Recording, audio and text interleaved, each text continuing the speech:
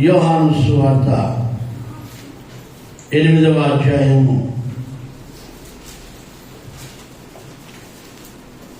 11వ వాక్యం చదువునా?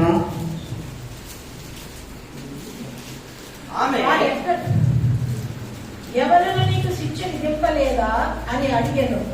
ఆమె లేదు ప్రభువా అనేను. చూడండి యేసు స్వామి ఒక పాపాత్మురైన స్త్రీతో మాట్లాడే సందర్భం ఇది. ఆ స్త్రీ వేశ్య, పాపము చేస్తూ ఉంటే ఆ ఊర్లో ఉన్న వాళ్ళందరూ కూడా పట్టుకొని యేసయ్య దగ్గరికి వచ్చారు. యేసయ్యను మాటలతో ఆయన్ను యామారించడానికి వచ్చారు. కానీ యేసు స్వామి వారి ఆలోచనలు ఎరిగిన దేవుడు కనుక వాళ్ళకు సరైన జవాబు చెప్పాడు. చెప్పిన తర్వాత వాళ్ళు వెళ్ళిపోయారు. వాళ్ళు వెళ్ళిపోయిన తర్వాత యేసయ్య అడుగుతున్నాడు ఆమెను, అమ్మా నిన్ను ఎవరు శిక్షించలేదా? అమ్మా నిన్నెవరు శిక్షించలేదా?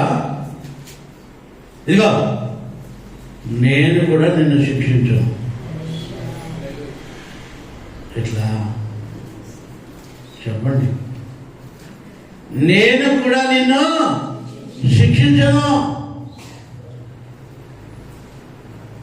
యేసు స్వామి 2025 సంవత్సరాలకు ముందు ఈ భూమి మీదకి ఎందుకు వచ్చారో తెలుసా?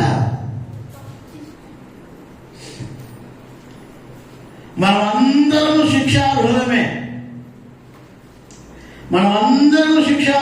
భూమి పైన పుట్టిన వారు అందరూ టోటల్ ఆదాము మొదలుకొని ఇంకా ఆఖరి వాడు పుట్టేంత వరకు కూడా పాపులమే, శిక్షార్హులమే. కానీ ఈ శిక్ష పొందకన్నా పోవాలని తండ్రి ఆలోచించి ఈ శిక్ష మనుషులకు అందరికీ శిక్ష పడితే నా బిడ్డలు ఎవరు నా దగ్గర నిలుస్తారు? నా బిడ్డలు ఎవరుంటారు నా దగ్గర? నేనెంతో ప్రేమతో వాళ్ళని చేసుకున్నాను, నేనెంతో నా రూపంలో వాళ్ళని చేసుకున్నాను. అందరినీ శిక్షించి నరకంలో పడేస్తే నా దగ్గర ఎవరుంటారని ఆయన ఆలోచించి ఆ సింహాసనం విడిచిపెట్టి కుమారుని రూపము దాల్చి ఈ లోకానికి వచ్చాడు.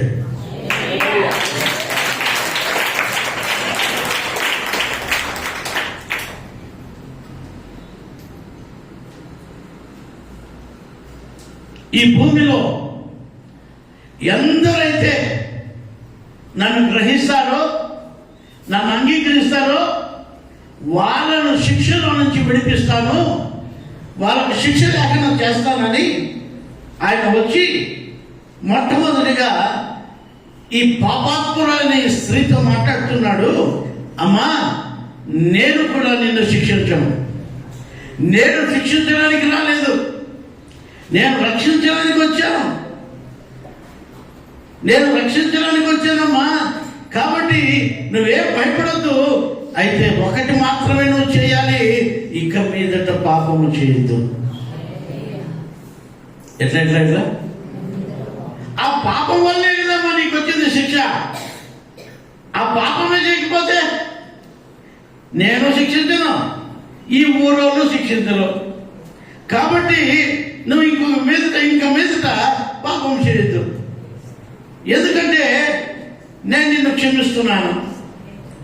వాళ్ళు పాపులు కాబట్టి వాళ్ళు నిన్ను శిక్షించకుండా వెళ్ళిపోయారు.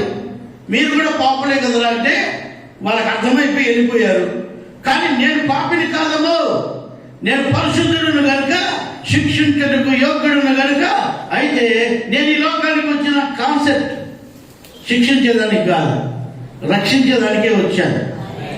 కాబట్టి నా ఆలోచన ఇది. అందుకనే దిగి వచ్చాను. లేకపోతే నేను దిగి వచ్చిండను.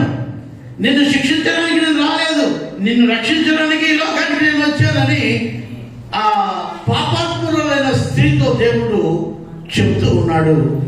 అక్కడ రాసింది అదే. నేను ఈరోజు మీకు చెప్పాలనుకున్న మాట ఏంటంటే, చాలా మంది డౌట్ ఏంటంటే దేవుడు మనల్ని క్షమించినాడా లేదా, దేవుడు మనల్ని క్షమించినాడా లేదా, దేవుడు మనల్ని క్షమించినాడా లేదా, దేవుడు మనల్ని క్షమించినాడా లేదా అదొక డౌట్. మళ్ళీ ఇంకొంతమందికి ఏం డౌట్ వచ్చిందంటే, మనం దేవుడిని రక్షింపడ్డాం కదా, మళ్ళీ పాపం చేశాం కదా, మళ్ళీ లోకంలోకి వెళ్ళాం కదా, మళ్ళీ దేవుని దగ్గరికి పోతే ఇంకా క్షమిస్తాడో లేదో అదొక డౌట్. నీకు అర్థమవుతుందమ్మా? అదొక డౌట్.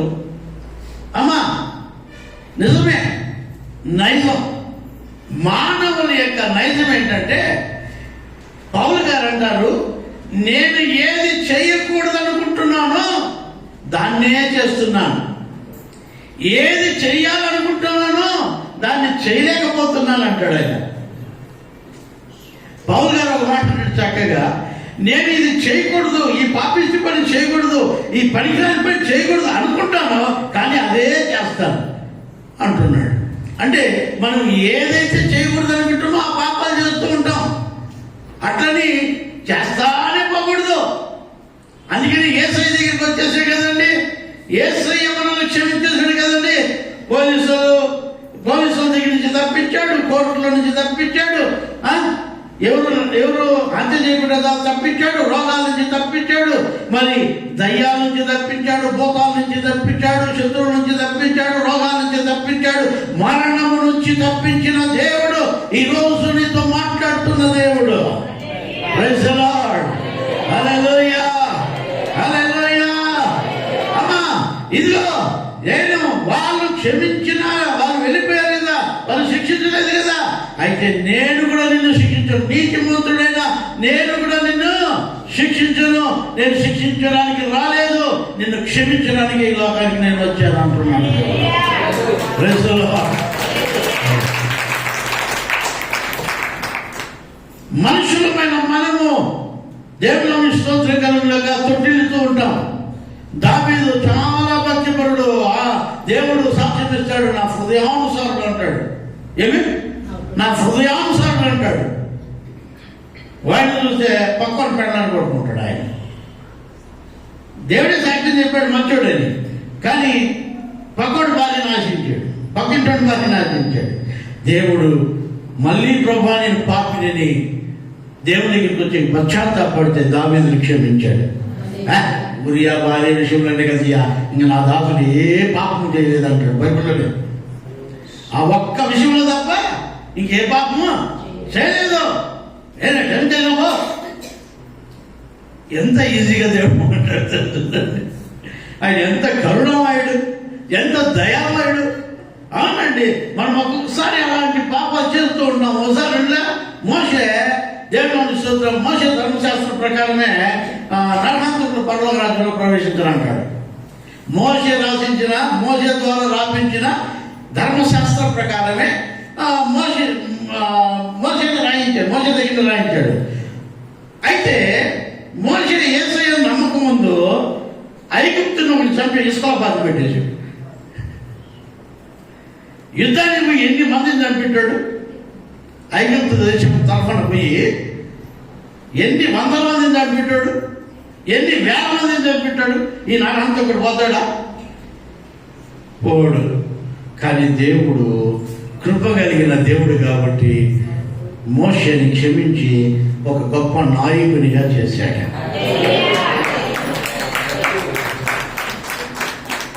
అట్లనే మోషే మళ్ళీ ఎవరిని చంపలే.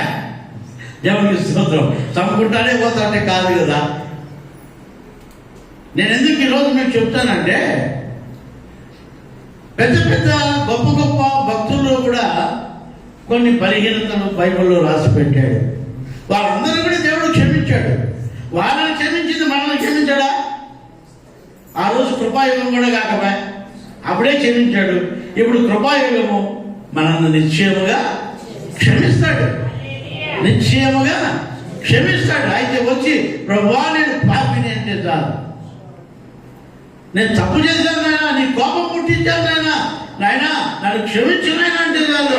ఇంక మీద పాపం చేయొద్దు అంటాడు. అంతే, ఇంక మీద పాపం చేయొద్దు, ఇంక నుంచి పాపం చేయొద్దు. ఇప్పుడు చేసేది పోతే పోయింది, పాస్ట్ నుంచి పాస్ట్, జరిగేది జరిగిపోయింది, పోతే పోయి దాని ఫలితం నువ్వు బాగా అనుభవించావు, వదిలే దాన్ని, వదిలే ఇంక నుంచి పాపం చేయొద్దు, నేను నిన్ను శిక్షించను అంటున్నాడు. దేవుడు నిజంగా ప్రేమమయుడు, కరుణామయుడు, దయామయుడు, జాలి కలిగిన దేవుడిన. ఆయన శిక్షించడానికి ఈ లోకానికి రాలేదమ్మా. 2025 సంవత్సరాలకు ముందు మరియ గర్భంలోకి వచ్చింది మనుషులను రక్షించడానికే కానీ ఆయన శిక్షించడానికి కానే కాదు.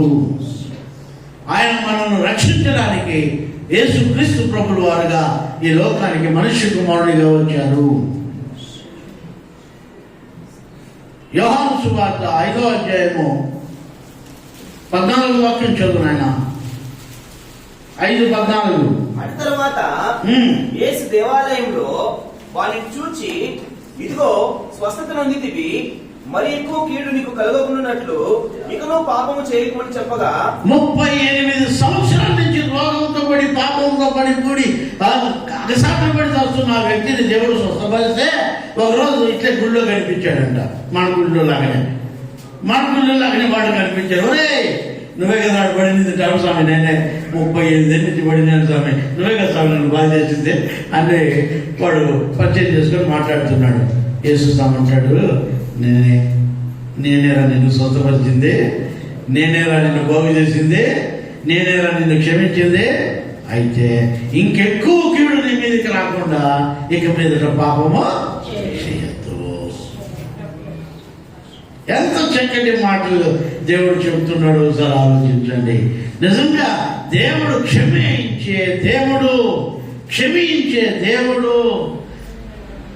పాపము చేత పట్టుబడిన ఆ స్త్రీని అంటున్నాడు, నేను ఇక నిన్ను శిక్షించను, నేను నిన్ను క్షమిస్తున్నాను, ఇక మీద పాపము చేయొద్దని చెప్పి ఆమెను క్షమించిన దేవుడు ఆ దేవాలయంలో 38 సంవత్సరాల నుంచి బెతెస్దా కోడేటి దగ్గర రోగంతో పడి ఉన్న వాడిని స్వస్థపరిచిన వాడిని ఆ దేవాలయంలో చూసి ఇంకెక్కువ కీడు నీ మీదకి రాకుండా ఇంకెప్పుడు పాపం జోలికి వెళ్ళొద్దు అని చెప్తున్నాడు. ఎందుకంటే నాయనా 38 సంవత్సరాలు నువ్వు అలసటపడ్డావు, కష్టపడ్డావు, బాధపడ్డావు, శ్రమించావు. అయితే ఇంకెక్కువ కీడు వస్తే నిత్య నరకంలో జీవితం అంతా కాలాలా, కాబట్టి నువ్వు ఇంక పాపము చెయ్యొద్దు అంటున్నాడు. నేను ఎందుకు ఈరోజు మీకు చెప్తున్నానంటే, దేవుడు మనల్ని క్షమిస్తున్నాడు కానీ మరి నిత్య నరకం లేకపోకుండా మనం ఇక మీద పాపాలు చేయకుండా దేవుని సన్నిధిలో ఉండాలి. అర్థమైందా? క్షమించేస్తున్నాడు దేవుడు, ప్రతి ఒక్కరిని క్షమిస్తాడు. నన్ను క్షమించాడు, నిన్ను క్షమిస్తాడు. దేవుని స్తోత్రం కలను గాక. ఎన్నో పాపాలు, ఎన్నో శాపాలు, ఎన్నెన్నో అలాంటి పాపములో నుంచి దేవుడు క్షమించాడు. అయితే ఈ రోజు దేవుడు మాట్లాడుతున్న మాట ఏంటంటే, ఇక మీదటైనా నువ్వు పాపము చెయ్యొద్దు. తల్లి అయ్యా, పాపము వలన వచ్చు జీతము మరణం. పాపము వలన వచ్చు జీతము మరణం. ఆ మరణాన్ని తప్పించడానికే దేవుడు మనల్ని రక్షించి ఆ మరణంలో నుంచి విడిపించి మనల్ని మళ్ళీ ఏమంటున్నాడంటే, మళ్ళీ ఆ మరణం జోలికి వెళ్ళద్దు, ఇక మీద పాపము చేయొద్దు అంటున్నాడు. మనం పాపులుగానే చచ్చిపోయి దేవుడికి ఇష్టం లేదమ్మా.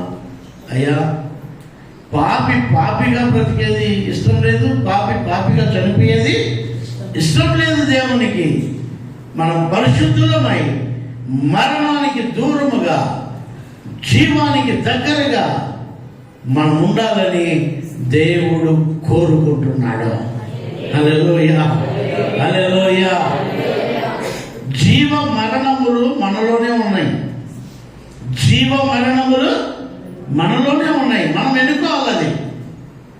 మనం ఎన్నుకోవాలి దాన్ని. ఒక ఆయన చదువుతూ ఉంటే, అరే నాయన నువ్వు చదివి ఏమవుతావు అంటే, నేను డాక్టర్ అవుతా అంటాడు వాడు. ఇంకోటి అంటాడు నేను పోలీస్ అవుతా అంటాడు. ఇంకోటి అంటే నేను పైలట్ అవుతా అంటాడు. ఇంకొకటి అంటాడు నేను కుస్తీ మ్యాన్ అవుతా అంటాడు. ఇంకోటి అంటాడు నేను మంచి హీరో అవుతా అంటాడు. ఇంకొకరు అంటాడు ఏదో రకరకాలుగా వాళ్ళ అభిప్రాయాలు వాళ్ళు వెళ్ళగలుగుతూ ఉంటారు. కానీ దేవుడికి ప్రేమ వాళ్ళరా, మరణము జీవము నీ చేతిలోనే ఉంది. అమ్మ ఎక్కడో లేదు, అది ఎక్కడో లేదు. మరణము జీవము దేవుడు నీ చేతికే ఇచ్చేశాడు. అమ్మ ఇక మీద పాపం చేయదు. ఇప్పుడు నువ్వు చావాల్సిన దానివి, కానీ నేను కాపాడాను. ఇంక నేను కూడా నేను శిక్షించను. ఇదిగో జీవము మరణం రెండు నీ చేతికే ఇస్తాడా. పాపం జోలికి పోతే మరణము, నీతి జోలికి వస్తే జీవము. నీతిగా బతికితే జీవము, పాపం చేస్తే మరణము. నీ ఇష్టం, నువ్వు ఎట్లా బతుకోవాలో అట్లా బతుకు. ఇప్పుడు మాత్రం నేను నిన్ను క్షమించేశాను. ఇంకొకసారి పోతే నా దగ్గర ఉన్నది అది నీ దగ్గరనే ఉంటాయి రెండు. మీకు అర్థమవుతుందమ్మా? మీకు అర్థమవుతుందా? ఇప్పుడు నా దగ్గర ఉన్నది కాబట్టి నేను నీకు ఇచ్చేశాను. ఏమి ఇచ్చేశాను? జీవం. నువ్వు మరణం కావాల్సిందానివి, కానీ ఇప్పుడు నేను ఆ మరణాన్ని మృంగేసి నాలో ఉన్న జీవాన్ని నీకు ఇచ్చేస్తున్నా. ఇంకా మీదట నువ్వు మళ్ళీ పాపం చేసిననుకో నీ మరణానికి పూచి నాది కానే కాదు అంటున్నాడు ఒక రకంగా యేసుస్వామి. దేవునికి ప్రియమైన వాళ్ళారా, మన జీవితంలో దేవుడు మనల్ని క్షమించాడు అంటే కారణం ఏంటో తెలుసా? ఆయన మనకు జీవము అనగా నిత్య జీవాన్ని ఇచ్చాడు. నిత్య జీవం వద్దనుకొని మళ్ళీ మనం పాపం జోలికి వెళ్తే మనం నిత్య జీవాన్ని పోగొట్టుకుంటాము. అక్కడ అంటాడు కదా, దేవుడు నన్ను స్తోత్రం కలుగును గాక, నాయనా నువ్వు స్వస్థత పొందావు. ఇక మీద ఎక్కువ కీడు నీ మీదకి రాకుండా, ఇంకా ఎక్కువ రోగం నీకు కాకుండా, ఇంకా ఎక్కువ రోగం నీ మీదకి రాకుండా, ఇంకా ఎక్కువ రోగాలు నీ మీదకి రాకుండా, నీకు ఇంకా నా నుంచి నరకాలు రాకుండా నువ్వు ఇంక మీద జోలికి, ఆ పాపపు జోలికి వెళ్ళద్దు అని దేవాలయంలో కనిపించిన వారితో కూడా చెప్తున్నాడు. ఆ పాపము చేసిన స్త్రీతో కూడా అదే చెప్తున్నాడు. రోగంతో పడి ఉన్న, పీడింపబడి విడుదల పొందిన వారితో కూడా అదే చెప్తున్నాడు. అమ్మా, వ్యభిచారమే మరణం పోదు, నీ పాపం వల్ల రోగం వస్తుంది. ఆ రోగమే నిన్ను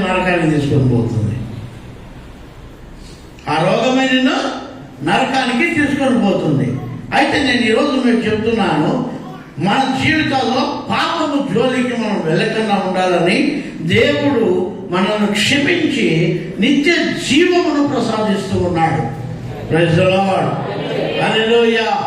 ఈ నిత్య జీవం మాకు అక్కర్లేదయ్యా, ఈ నిత్య జీవం మాకు అవసరం లేదయ్యా, మేము నరకానికే పోతామంటే దేవుడు కూడా ఏమి ఆపడు. దేవుడు ఏమి కూడా మిమ్మల్ని ఏమి స్పందించాడు. ఎందుకంటే ఆల్రెడీ మీకు నిత్య జీవం అనేది మీ చేతికి ఇచ్చేశాడు. నిత్య జీవాన్ని ఇచ్చేసాడు, మీకు ఆల్రెడీ ఇచ్చేసాడు. కాబట్టి ఆ నిత్య జీవాన్ని కాపాడుకోవాలా. మీకు ఒక చిన్న విషయం చెబుతున్నా అమ్మా, మీకు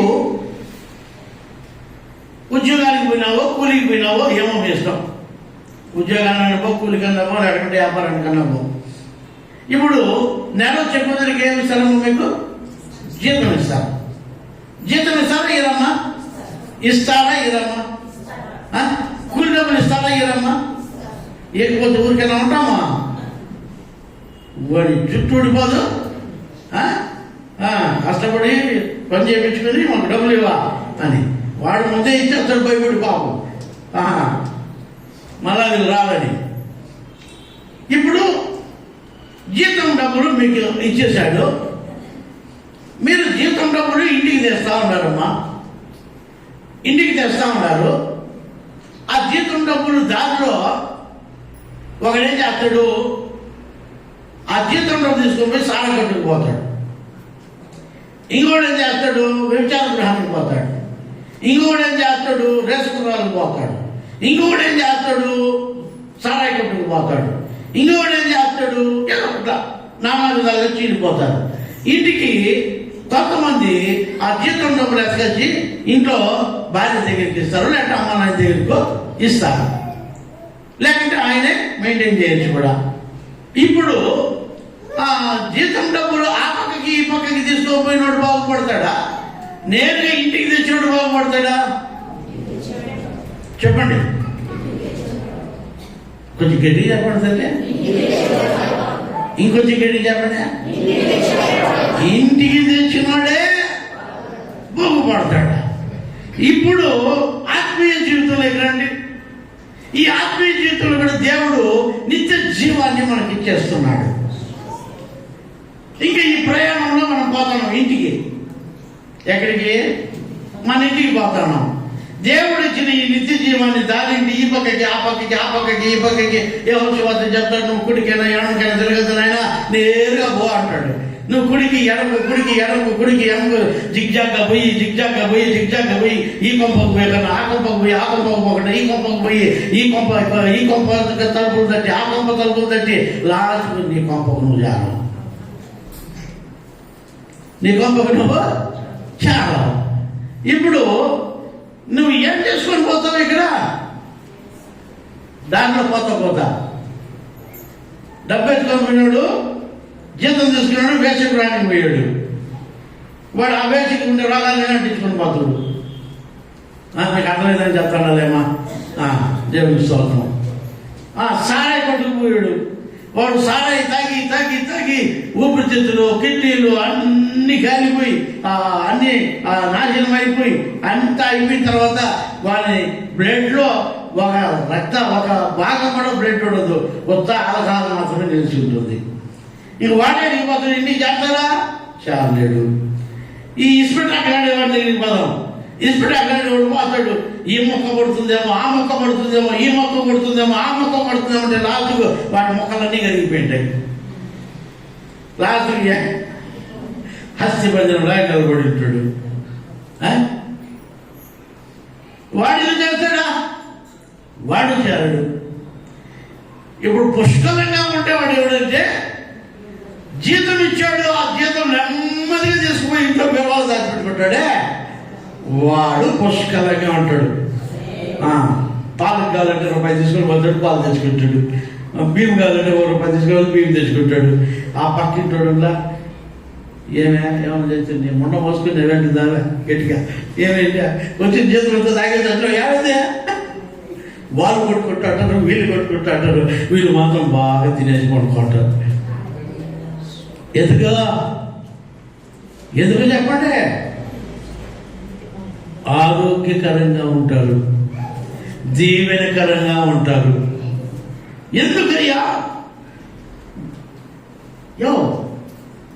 వాళ్ళ ఇంట్లో ఒకటే సంపాదిస్తాడయ్యా. వాడికి ఏమీ లేదు, అన్నీ బాగున్నాయి. మా ఇంట్లో నలుగురు పని చేస్తామయ్యా, పైసా ఉండదయ్యా. నలుగురు సంపాదిస్తామయ్యా మేము, మా దగ్గర పైసా ఉండదు. వాడు ఒకరు సంపాదించినా కూడా ఆ తమలపాకులో ఈ సంపాదించింది ఎట్లా నిలబడతా ఉంటుంది. మేమైతే నలుగురు సంపాదిస్తాం, మా ఇంట్లో ఏమీ ఉండదు. ఒకడు నోరు కొట్టుకుంటాడంట, అయ్యో ఏది ఆటోలు కష్టపడతాడు, ఏది బండు కష్టపడతావు అన్నీ అవి మీకేం కొడిపోతారా? మీరు తీసుకుంటే వద్దంటివే చెప్పండి. నేను ఎందుకు ఈరోజు మీకు చెప్తానంటే దేవుడి వాక్యం వినండి. మీకు ఇచ్చిన జీవితంలో ఎవరైతే భద్రంగా దాన్ని దాచుకొని సక్రమముగా దాన్ని పద్ధతిగా దాన్ని వాడుకుంటారో వాళ్ళు చాలా సంతోషంగా ఉంటారు. వాళ్ళు చాలా సంతోషంగా ఉంటారు. ఆమె చెప్పండి, గట్టిగా చెప్పండి. ఈ ఇచ్చే జీతాన్ని ఎవరైతే దుర్వినియోగం చేస్తారో వాళ్ళు వాళ్ళ ఇంటికి చేరలేరు, వాళ్ళు ప్రశాంతంగా కూడా ఉండలేరు. ఇక్కడ వాక్యం చెప్తుంది, ఆ యోహాను సువార్తలోనే చదవండి, 3:17 చదువునా? 3:17 వాక్యం. లోకము తన కుమారుని ద్వారా రక్షణ పొందుటకే కాని లోకములకు తీర్పు తీర్చుటకు దేవుడు ఆయనను లోకంలోనికి పంపలేదు. యేసు స్వామిని ఎందుకు లోకంలోకి వచ్చాడంటే మనల్ని శిక్షించడానికి కాదు, రక్షించడానికే వచ్చాడంట. ఆమేన్. ఇప్పుడు జీతం అనే రక్షణ మనకి ఇచ్చేశాడు. ఇదే మన జీతం. ఈ రక్షణ మనము దుర్వినియోగపరుచుకుంటే, రక్షణను మనము దుర్వినియోగపరుచుకుంటే ఈ రక్షణ మనకు శిక్షగా మారుతుంది. ఈ రక్షణ మనకు శిక్షగా మారుతుంది. దేవునికి ప్రియమైన వాళ్ళరా, మన జీవితంలో మనం మొట్టమొదటిగా నేర్చుకోవాల్సింది, దేవుడు మనల్ని రక్షించడానికి లోకానికి వచ్చాడు కానీ శిక్షించడానికి లోకానికి రాలేదు. వచ్చిన దేవుడు ఏం చేశాడంటే మానవాళికి అందరికీ కూడా రక్షణ ప్రసాదించేశాడు. ప్రైజ్ ది లార్డ్, హల్లెలూయా. మరణంలో నుంచి విడిపించి రక్షణ ఇచ్చి ఆయన వాళ్ళకు ఆ రక్షణ అనేది ప్రసాదించాడు.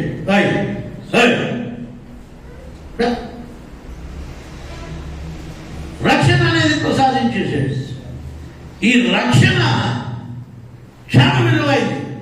నీ చిత్తం కంటే, నీ ఆస్తి కంటే, నీ బంగారు వెండి కంటే, నీ వజ్ర వైడూర్యాల కంటే, నీ భూముల కంటే, నీ ఇండ్ల కంటే ఈ రక్షణే అన్నిటికంటే విలువైనది. ఈ రక్షణను ఎవడైతే సద్వినియోగపరుచుకుంటాడో దేవుడికి, అందుకనే అంటాడు, అమ్మా నేను శిక్షించాను, ఇదిగో క్షమించేశాను, ఇక మీద పాపం చేయదు. ఇక మీద పాపం చేస్తే వచ్చే శిక్ష నేను భరించలేను. ఇక మీద పాపం చేస్తే నీకు వచ్చే శిక్ష నేను తప్పించలేను. ఇప్పుడు మాత్రం తప్పించేశాను, ఇదిగో ఇక నీ ఇష్టం, శిక్షింపబడతావో రక్షింపబడతావో నీ ఇష్టం అని దేవుడు ఆ తల్లికి చెప్పేశాడు. రెండోది వాడు రాగంతో పడినోడికి కూడా చెప్పేశాడు, రే ఇంకెక్కువ కీడు నీ మీదకి రాకుండా ఇంకెప్పుడు పాపం జోలికి వెళ్ళదురా అని చెప్పేశాడు. ఇప్పుడు వీళ్ళు ఏం చేయాలా?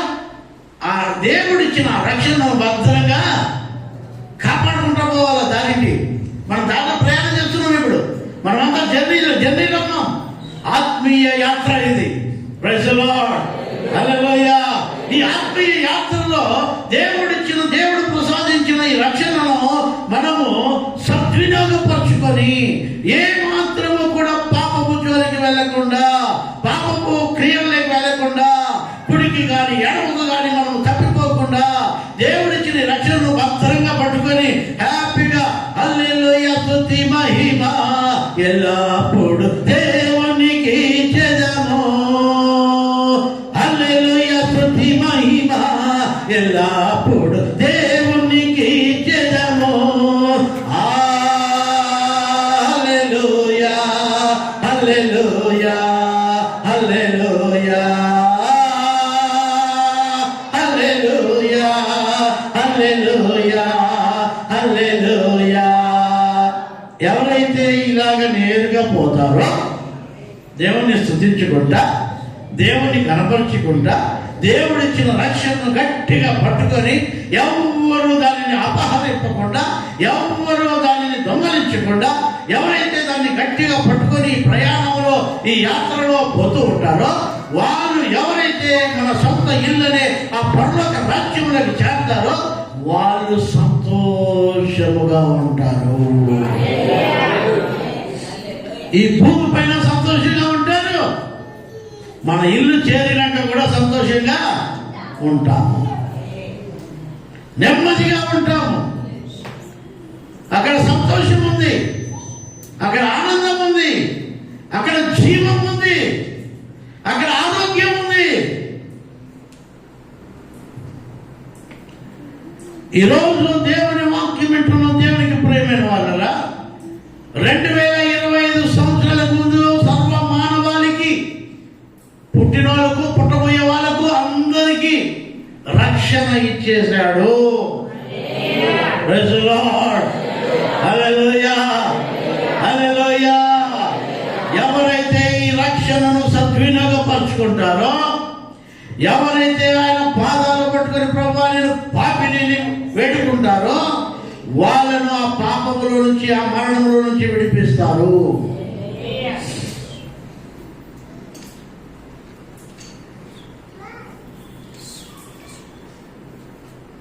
మరణము మనల్ని ఏలకూడదు, మరణము మనల్ని ఏలకూడదు. అందుకే మరణమా నీ ముళ్ళు ఎక్కడ, మరణమా నీ విషయం ఎక్కడ అని మరణపు ముళ్ళను విరిచిన దేవుడు మన దేవుడు. ఈరోజు దేవుని వాక్యం వింటున్న దేవునికి ప్రేమైన వారు, యేసయ్య ఎందుకు ఈ భూమిపైకి వచ్చారు అంటే మనల్ని శిక్షించడానికి కాదు, మనల్ని క్షమించి మన అపరాధముల నుంచి, మన పాపముల నుంచి, మన దోషముల నుంచి విడిపించి జీవము కలగజేయుటకు వచ్చారు. ఆయన మన దగ్గరకు వచ్చింది అందుకే, ఈ భూమి మీదకి వచ్చింది అందుకే. ఆయన అంటారు, రోమీయులకు రాసిన పత్రికలో 2:4 చదవండి. 2:4 వాక్యం. లేదా దేవుని అనుగ్రహము మారు మనసు పొందుటకు నిన్ను ప్రేరేపించుతున్నదని ఎరుగక. చూడండి, మారు మనసు పొందేదానికి దేవుని ఆత్మ ఏం చేస్తుందంట? నిన్ను ప్రేరేపిస్తుందంట. మనం అయినా కూడా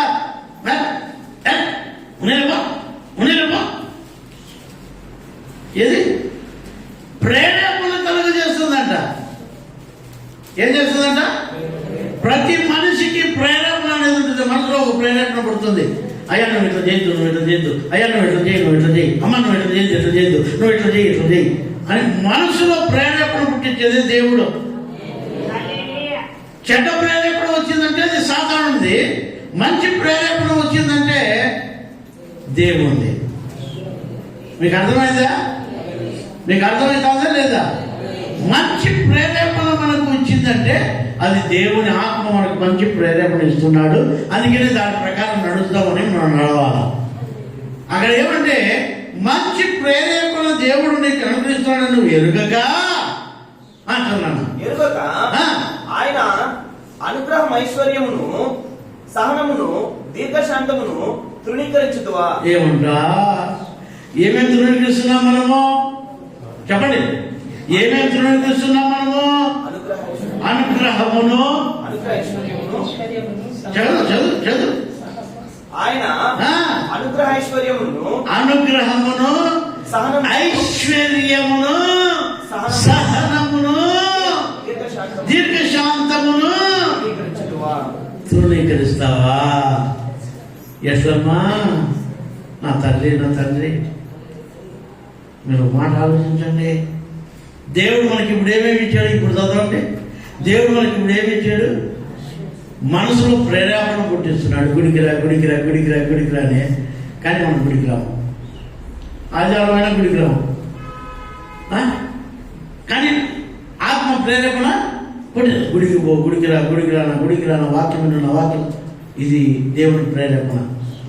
ఈ ప్రేరేపణ ప్రకారం ఎవరైతే నడుస్తారో వాళ్ళకు ఐశ్వర్యం ఉంటుంది. చెప్పండి గట్టిగా. ఐశ్వర్యం ఉంటుంది, దరిద్రం ఉండదు. నాకు దరిద్రం ఊర్లో ఉండే దరిద్రం అంతా నీకే కూర్చుంటుంది. ఎందుకు? నాకు దరిద్రం సార్. వీళ్ళు అన్నారు, ప్రభు కుమార్ అన్నాడు, సార్ మగం తిరిగిపోతా సార్, ఆ మగం పోగులన్నీ పోతాను సార్. ఏం చేయాలి వాడతా కదా సార్. ఆటో తీసుకుని కొన్ని రోజులు బాగా వస్తాను సార్, మళ్ళీ ఆపాస్తాను సార్, బాగా చదువుతాను సార్ అని. ఇప్పుడు ఏం చేసిందంటే, సార్ ఆటో బాగా లేదు సార్ అని. ఆటో బాగా లేదా? ఏమంటే ఫ్రీ బస్సులు పెట్టేసారు, అందరూ ఫ్రీ బస్సులో పోతున్నారు. ఆటో బాగా లేదు సార్, ఏం చేయాలి సార్? కూరగాయలు వేసుకుంటున్నారు. వేసుకో కూరగాయలు అని. కూరగాయలు వేసుకుంటే 2,000 లాభం అంట. ఒక 2 రోజులు 2,000 లాభం కాదా? రోజు పోయ్యా. మీకు అర్థం కావాలా? ఏది ఫస్ట్ రోజే, ఏది రోజే అసలు కూరగాయలు తినే తప్ప వాళ్ళకి అమ్మేది కాదు.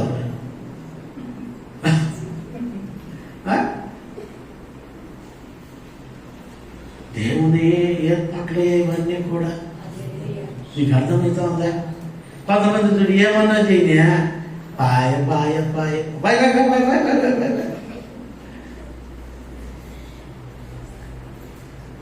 దరిద్రమా. నువ్వు ఎక్కడ పోతే దరిద్రం నేను గిట్టిన ఉంటుంది.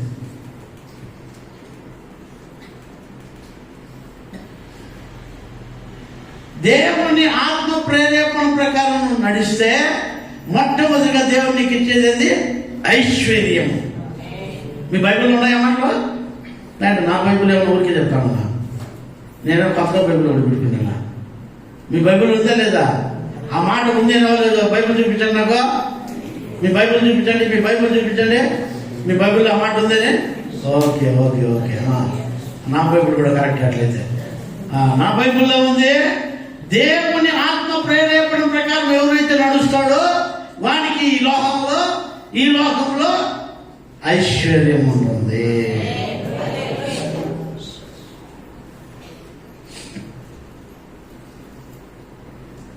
ఐశ్వర్యం ఉంటుంది. రెండవది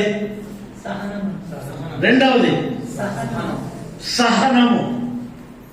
ఇది దేవుని ప్రేరేపణ వల్ల కలిగేటివి. దేవుని ప్రేరేపణ ప్రకారం ఎవరైతే నడుస్తారో, ఈ దయ్యాల ప్రేరేపణ ప్రకారం నడుస్తారో చూడండి, వాళ్ళు ఆదివారం గుడికి కుదిరే పద ఈరోజు సంత పదం కదా, ఈరోజు తినాల పదం కదా, ఈరోజు అడి పదం కదా, ఈరోజు డాక్టర్ పదం కదా, ఈరోజు డాక్టర్ పదం కదా అని చెప్తా ఉంటారే. వాళ్ళ ప్రేరేపణ కాదు, దేవుని ఆత్మ ప్రేరేపణ ప్రకారం నడిస్తే మీకు ఐశ్వర్యం ఉంటుంది. రెండు, సహనం ఉంటుంది. అమ్మా, సహనం ఉండాలి. విశ్వాసికి ఎప్పుడు సహించే గుణం ఉండాలి. ఏమి చెప్పండి, సహనం ఏమన్నా? నేను ఒకసారి ఒకరితో కఠినంగా మాట్లాడుతూ ఉంటాను. ఒకరితో కావలసినంత అందరితో కాదు, కఠినంగా మాట్లాడుతుంటారు. ఉంటారా పోతారని.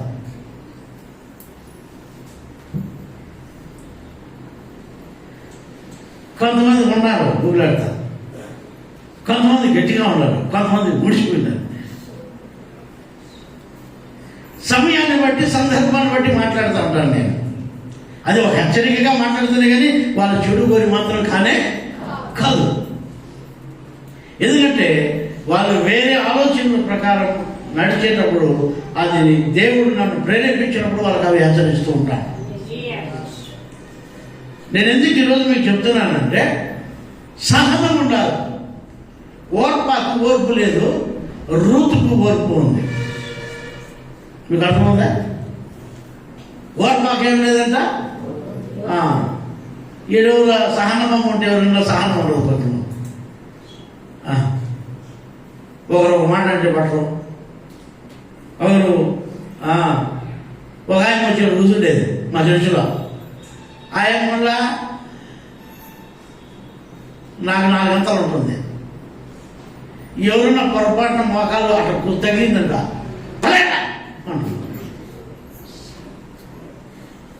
ఏమమ్మా వాళ్ళు ఖచ్చితంగా అది కదా పొడిచింది, మోకాలే కదా తగిలిందమ్మా. యారమ్మా నాకు నచ్చలే.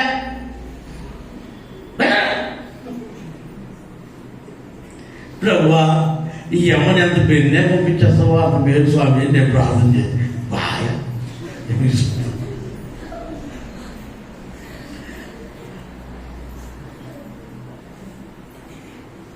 నేను ఎందుకు ఈరోజు మీకు చెప్తాను, సహనం ఉండాలమ్మా మనకి. ఇవే దేవుడు ఇచ్చినది. మార్గంలో నడవాలంటే మనకు సహనం ఉండాలా. దేవుడు ఐశ్వర్యం ఇస్తాడు, సహనం ఇస్తాడు, ఇంకా ఏమే అమ్మా శాంతం వల్ల ఉన్నారు కదా, చేయొద్దండి మా శాంతం వల్ల చేయొద్దండి. శాంతం లేదు బో దేశంలో ఇంతవరకు పేరు పెట్టిల్లా శాంతమ్మ అని. దేవునికి స్తోత్రం కలిగింది కాక. వాళ్ళకి శాంతమే ఉండదు, మనకి శాంతం పెట్టాల. మన జీవితాల్లో సహనం ఉండాలా, దీర్ఘ శాంతం ఉండాలి. శాంతం ఉండాలి, తొట్టిగా పడు. ఎప్పుడు దేవుడు నీకు ఇచ్చిన రక్షణను కాపాడుకోవాలంటే ఇవన్నీ నీకు ఉండాలి. క్వాలిటీస్ ఇవి క్వాలిటీ రెండు మెయింటైన్ చేయాలి. దీర్ఘ శాంతం కాదు, అది ఏం శాంతము? దీర్ఘ శాంతం ఉండాలంట. అంటే మామూలు శాంతం కాదు, దీర్ఘ శాంతం ఉండాలి. కొంతమందికి శాంతమే ఉండదు, మాకపోయిన నిప్పులు పోసుకుంటారు. నేను మామూలుగా కూడా కొంతమంది చూడండి చెప్తా, ఈ మొగలు కథ చెప్తా. నా బయట కోపం చేసుకున్నాను. ఈ మొగలు చూడండి, ఈదులో ఉండే ఆడవాళ్ళంతా నవ్వుతా పక్క నవ్వుతా మాట్లాడుతుంటారు. ఇంట్లోకి వచ్చి పెళ్ళ మొగం చూస్తేనే మొగం పైన నిప్పులు పోతాం.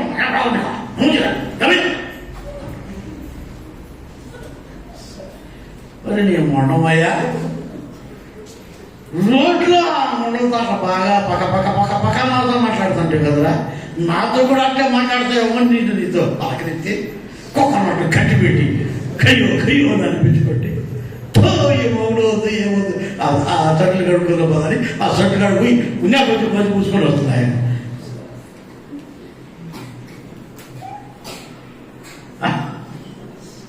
అర్థమైందా? వాళ్ళతో మాట్లాడినట్లే ఇంట్లో వచ్చి మాట్లాడితేనే ఆడ మాత్రమే శాంతం, మహాశాంతం. ఇంటికి వస్తే దీర్ఘ శాంతం పోతుంది. ఇంకొంతమంది ఆడవాళ్ళు చూడండి, పొద్దున్న నుంచి సాయంత్రం వరకు ఆ రచ్చబండ్ల కాడ కూర్చొని ఒకరి తీసి ముందర పెట్టుకొని తుప్పుకు ఉంచుకుంటా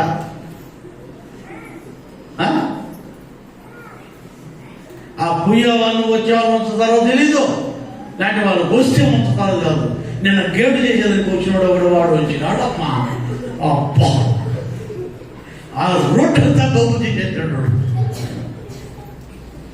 మళ్ళా పొద్దున్నే కడిగిపించి తోపించి అంతా రెడీ చేస్తే నేను దేవునికి స్తోత్రం.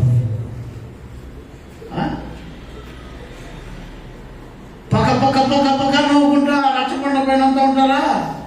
వాడు కూలికి 4 ఇంటికి వస్తాడా మగుడు, ఏమే కడీలో పెట్టుకుంటాడు, అడుగు తెసుకొని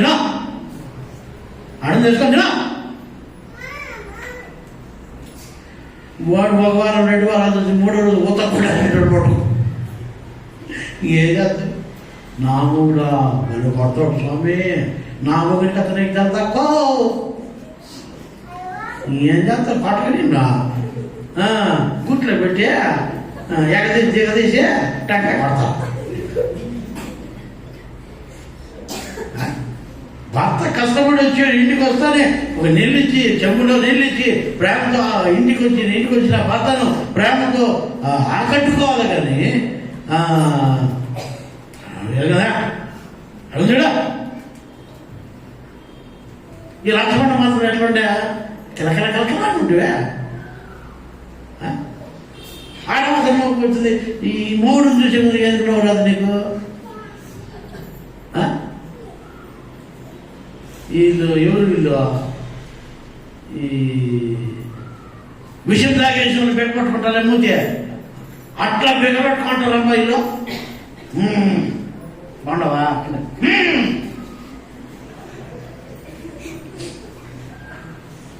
విషయం తాగేసిన వాళ్ళను హాస్పిటల్కి వేసుకుని పోతే ఫస్ట్ వాళ్ళు ఏం చేస్తారు తెలుసా? మూతికుంటూ రాబట్టారు. ఏం రాబడతారు?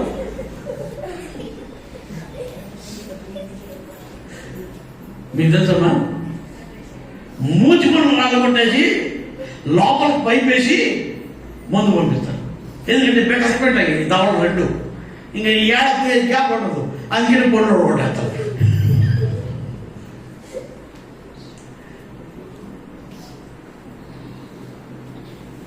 పొన్ను కొట్టేసి మళ్ళీ పైప్ వేసి ఆ విషమంతా కక్కిస్తే మళ్ళీ వండవా ఏమైంది నాకు అంటాడు. అట్లా మీరు వాడు మూతి కొన్ని రోడ్డు కొట్టారు కాబట్టి ఇట్లా పేపట్టుకుంటాడు మూతి. అదేదో నవ్వి ఏదో మంచిగా ఉంటే శాంతమ్మా శాంతంగా ఒక గ్లాస్ మంచిగా వెళ్ళి ఆయనకి నా పెద్ద మంచిది ఎవరు లేదు అనుకుంటాడు.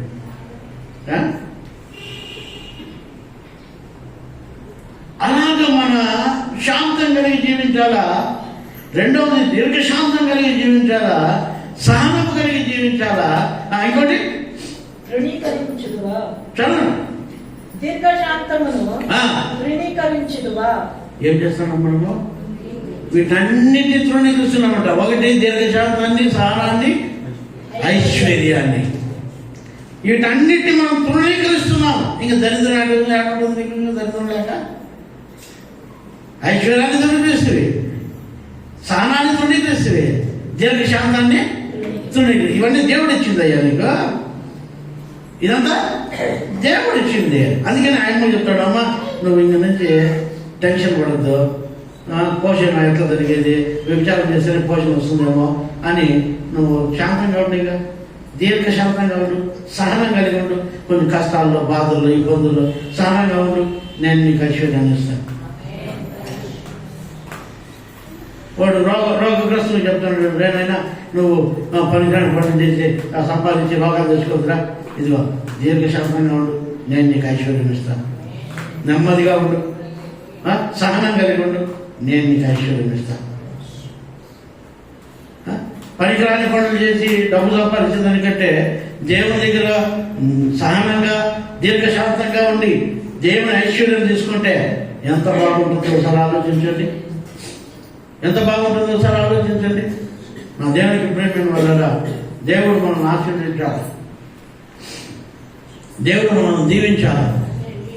నన్ను మొన్న ఒక పాస్టర్ నన్ను వాక్యం చెప్పేదానికి పిలిస్తే పోయాడు. వాక్యం చెప్పేదానికి పిలిచాడు.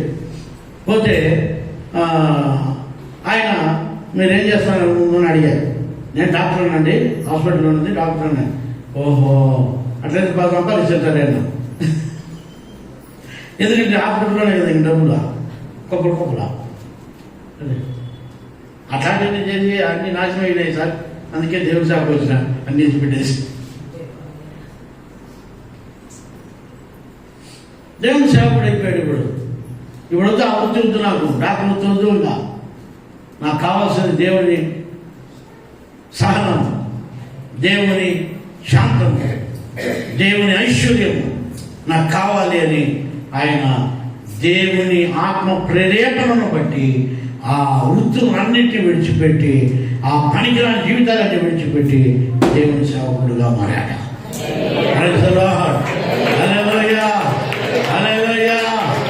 ఈరోజు దేవుని వాక్యం వింటున్న దేవుని ప్రేమ దేవుడు నిన్ను ప్రేరేపించినప్పుడు ఇవి 3 నీకు దేవుడు ఇయ్యాలని ఇష్టపడుతున్నాడు. వాటిని పోగొట్టుకోవద్దు. నిజంగా స్తోత్రం.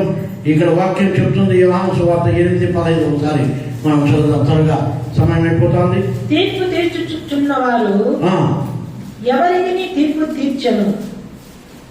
8:15 యోహాను సువార్త 8. మీరు శరీరమును బట్టి తీర్పు తీర్చుచున్నారు. మీరు శరీరమును బట్టి తీర్పు తీర్చుచున్నారు.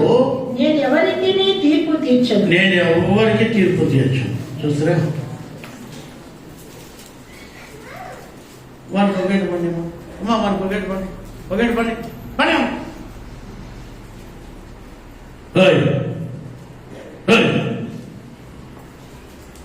పట్టుకోరా.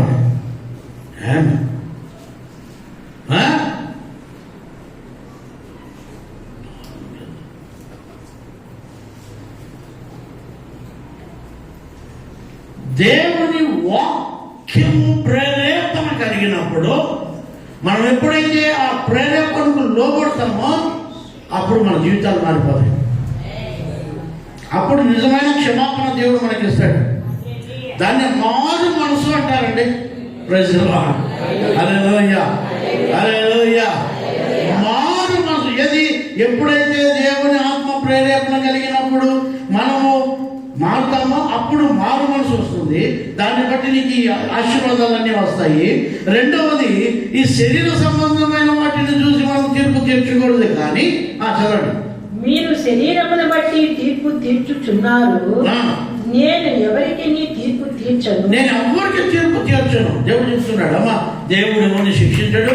దేవుడు ఎవరికి తీర్పు తీర్చడానికి రాలేదైన మనిషి కుమారుడిగా. దేవునికి ప్రేమైన వాళ్ళారా,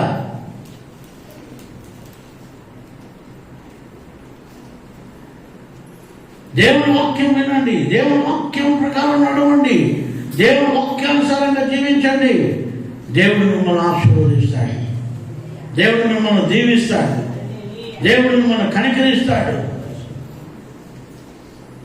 ఆయన ఎవరికి తీర్పు తీర్చడానికి రాలేదంటున్నాడు. శరీర సంబంధమైన శరీర క్రియను బట్టి మనమైతే అందరికీ తీర్పు తీరుస్తాం. మనం దేవుడు తీర్పు తీర్చడానికి రాలేదు. మనం ఎవరికి తీర్పు తీర్చకూడదు. మనం ఎవరు కాబట్టి దేవుడు మనం ఆశీర్వదించే దేవుడై ఉంటున్నాడు. దేవుడు మనల్ని దీవించే దేవుడై ఉంటున్నాడు. దేవుని వాక్యంలో జీవించండి, దేవుని వాక్యంలో ఉండండి, లూకాసు వార్త 15వ అధ్యాయం 10వ వాక్యం చదవండి. లూకాసు వార్త 15వ అధ్యాయం 10వ వాక్యం. నాణ్యం దొరికినదని వారితో చెప్పును కదా. లూకాసు వార్త 10వ అధ్యాయం 10వ వాక్యం. లూకాసు వార్త 15వ అధ్యాయము 7వ వాక్యం. 10:7 కూడా 10వ వాక్యం చదివి మరి 7వ వాక్యం చదువు.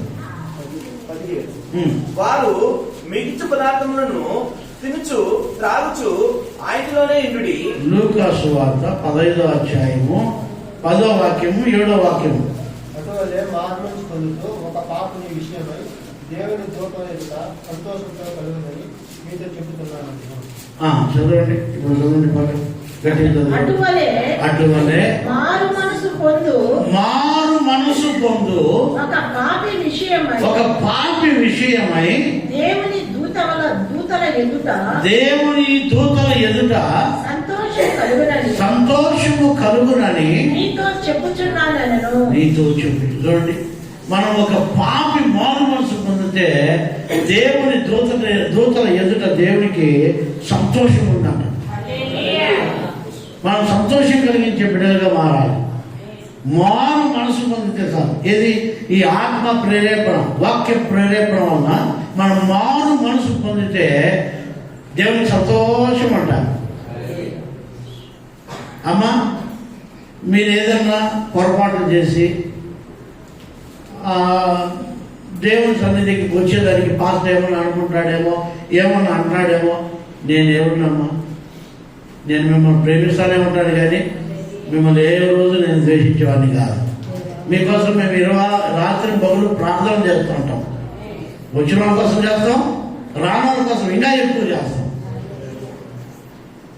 మీరు వస్తే మాకు సంతోషం, కానీ మీరు రాకపోతే మాకు దుఃఖం. అంతే, మీరు రాకపోతేనే మాకు దుఃఖం, వస్తే సంతోషం. దేవుడు ఇక్కడ అంటున్నాడు, ఒక పాపి మారు మనసు పొందితే పరలోక రాజ్యంలో దేవదూతలు ఎదుట సంతోషం. 7వ వాక్యం. అటువలే మారు మనసు అక్కరలేని 99 మంది కంటే నీతిమంతుల విషయంలో కలుగు సంతోషం కంటే చాలా గొప్పదమ్మా. మారు మనసు అక్కర్లేని 99 మంది ఎందుకు?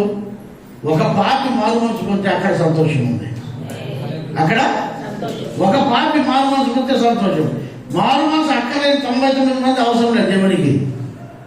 ఈ మారు మనసు పొందే వాళ్ళు కావాలి దేవునికి. ఆత్మ ప్రేరేపణ వచ్చింది, గుడికి పోవాలా, ప్రార్థన చేసుకోవాలా, లోపడిపోవాలా.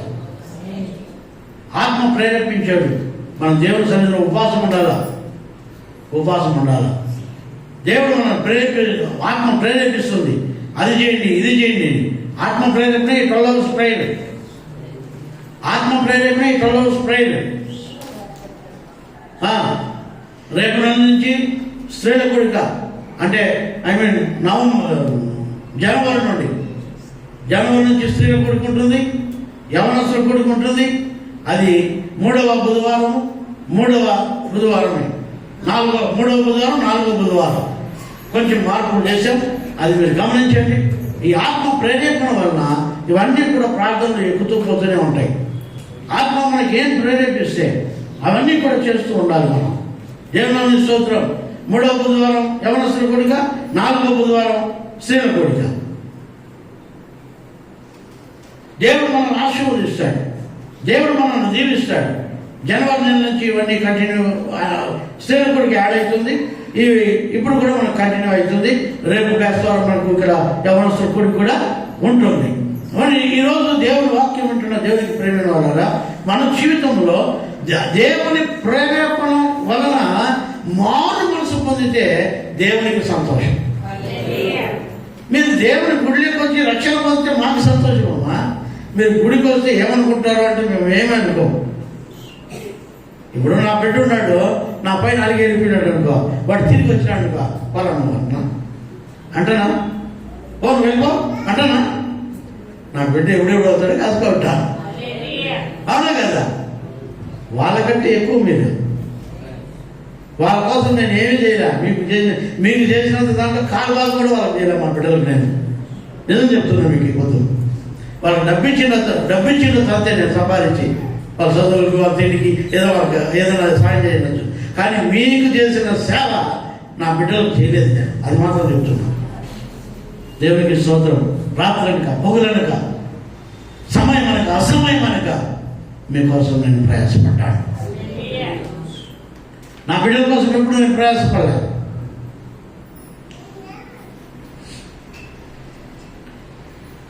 ఈరోజు దేవుని వాక్యం వింటున్న దేవునికి ప్రేమైన వాళ్ళరా, మీ జీవితంలో మారు మనసు కావాలి. మీకు దేవుడు అదే ఆశపడుతున్నాడు. అక్కడ సంతోషం ఆయన సంతోషించాలి, ఆయనకు సంతోషం ఉండాలి, ఆయనకు నెమ్మది ఉండాలి, ఆయనకు ఆనందం ఉండాలి. మన వల్ల ఆయన సంతోషించాలమ్మా. నీ బిడ్డల వల్ల నువ్వు ఎట్లా సంతోషం పొందుతావో అలాగే మన వల్ల కూడా దేవుడు సంతోషపడాలి. మీరు గుడికి వస్తే పాస్టర్ ఏమన్నా అనుకుంటాడేమో, పాస్టర్ ఏమన్నా అనుకుంటాడు, మేమేమి అనుకో. ఎక్కువ సంతోషించేది నాయన. ఆ తప్పిపోయిన కుమారుడు దొరికితే తండ్రికి సంతోషం వచ్చిందా దుఃఖం వచ్చిందా? సంతోషమే. ఆ రోజే విందు. ఈరోజు పొట్టేలు లేదమ్మా, ఈరోజే పొట్టేలు పోసేస్తే నేను దేవునికి ఒక తప్పిపోయిన ఆత్మకు దొరికితే నాకు అంత సంతోషం. దేవుని స్తోత్రం కలిగింది. దేవుని వాక్యం చాలా విలువైంది. ఆ వాక్యము ప్రేరేపణ ఇస్తుంది మనకు. ఆ వాక్యం ప్రేరేపణ ఇచ్చినప్పుడు మన మనసు మారిపోవాలి, మన మనసు మార్చుకోవాలి.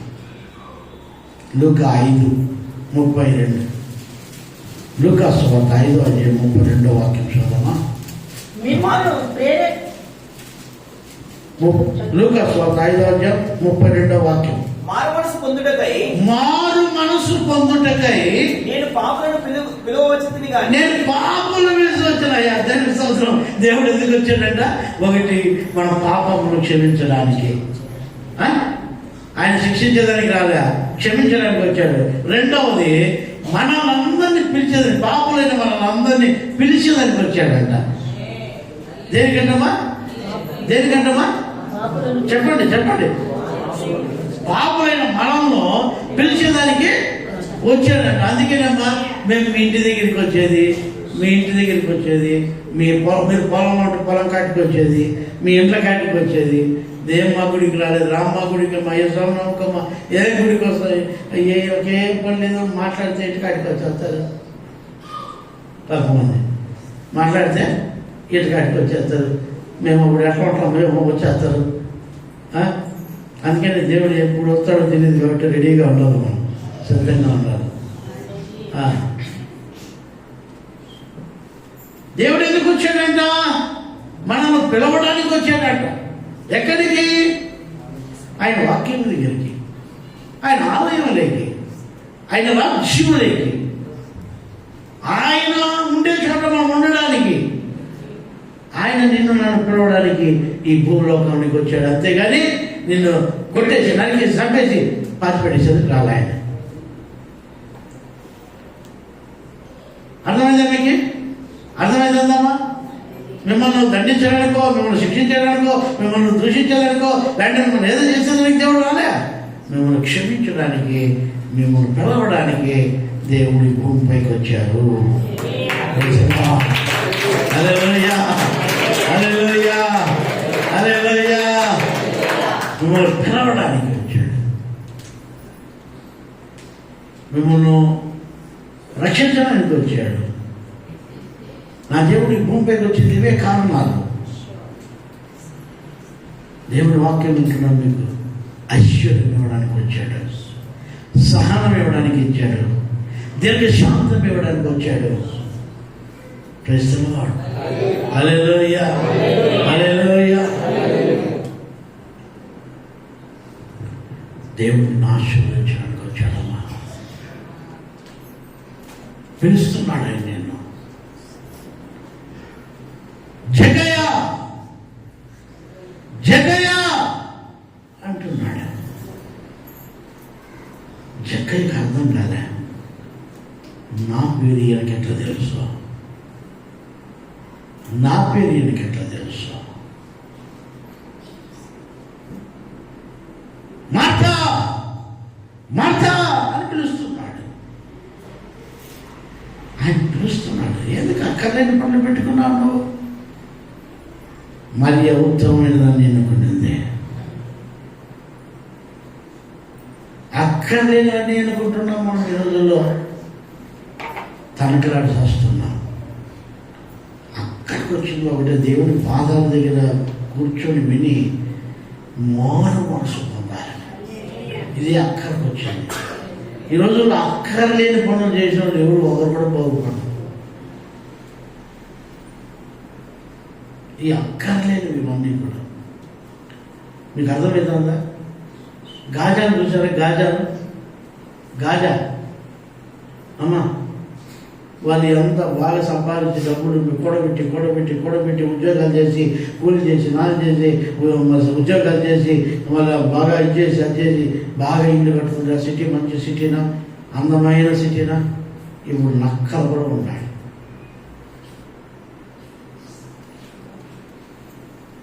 అన్నీ పగిలిపోయినాయి, అన్నీ అయిపోయినాయి. భూకంపం వస్తే ఆ ఊళ్ళే పోతా ఉన్నాయి. ఎవరైనా యుద్ధం చేసి ఆ దేశంలో పోతా ఉంది.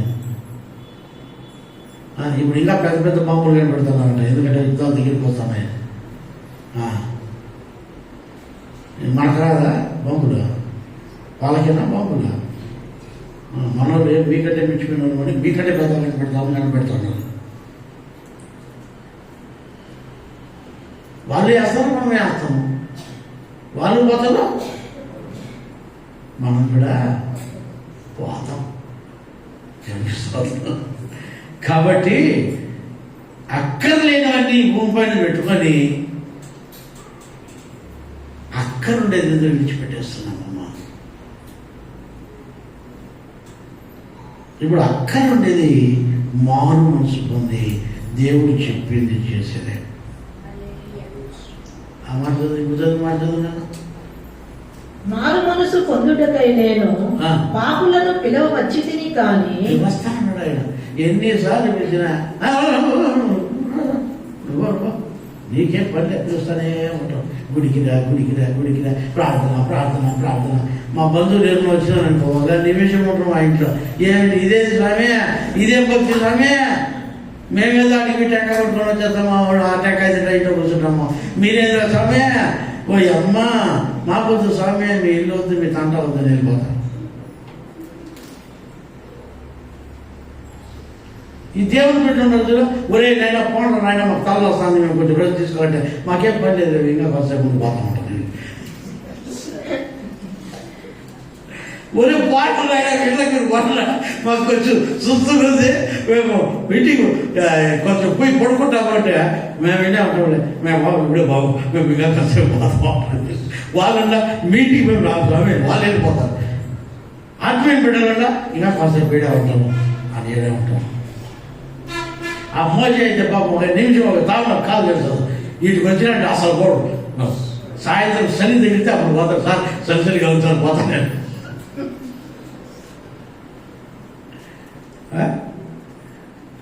ఏమిటి కారణం? ఆలోచించాలి. అక్కడ ఉండేటివి తీసుకోవాలండి. మన ఆత్మీయమైన జీవితంలో ఏది అక్కడికి వస్తుందో వాటిని మనం చేయాలి. చదవనా? పిలువచ్చి తిని కానీ నీతిమంతులను పిలువ రాలేదని వారితో చెప్పాను. పాపులను పిలుస్తున్నాడు ఆయన. పిలిస్తే నిర్లక్ష్యం ఎందుకు మనకి? ఎన్నిసార్లు పిలుస్తున్నాడు? ఎంత వయసు నుంచి పిలుస్తున్నాడు? ఎన్నేళ్ళ నుంచి పిలుస్తున్నాడు? పిలిచినా కూడా పిలిస్తే బాగా కొంతమంది ఉందా దానికి పోతుంటారు కదా. ఈ పక్క చూస్తే పాస్లు చూసి పిలుస్తారేమో అని తలకాయ కిందికి కొట్టుకొని తాటాడు రోడ్లో.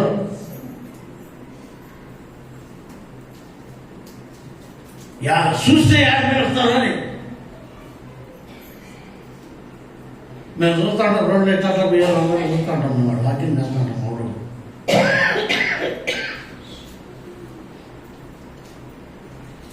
కొంతమంది ఉన్నారా లేదా అని చూస్తా పోతారు వాకాంతం.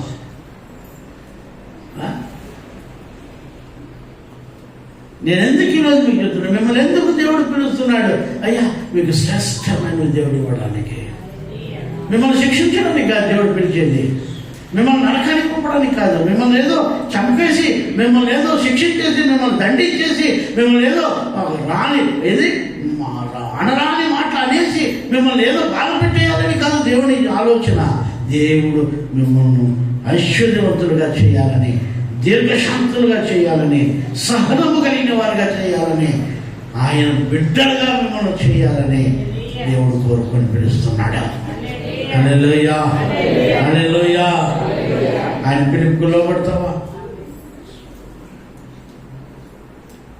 ఆయన నిన్ను శిక్షించడానికి వచ్చింది కాదు, ఆయన నిన్ను రక్షించడానికే నీ ఎందుకు వచ్చాడు. రెండవది, ఆయన నిన్ను పిలుస్తున్నాడు. ఆయన నిన్ను పిలవడానికి వచ్చాడు. మీ ఇంటికి ఎందుకు వచ్చాడు? మీ గ్రామానికి ఎందుకు వచ్చాడు? మీ ఊరికి ఎందుకు వచ్చాడు? నీ దగ్గరికి ఎందుకు వచ్చాడు? నీ హృదయం దగ్గరికి ఎందుకు వచ్చాడు? ప్రేరేపిస్తున్నాడు పిలవడానికి. ఎక్కడికి? పరలోక రాజ్యానికి. ఆయన నిన్ను నన్ను పిలుస్తున్నాడు. ప్రార్థన చేసుకున్నాం, కళ్ళు మూసుకున్నాం.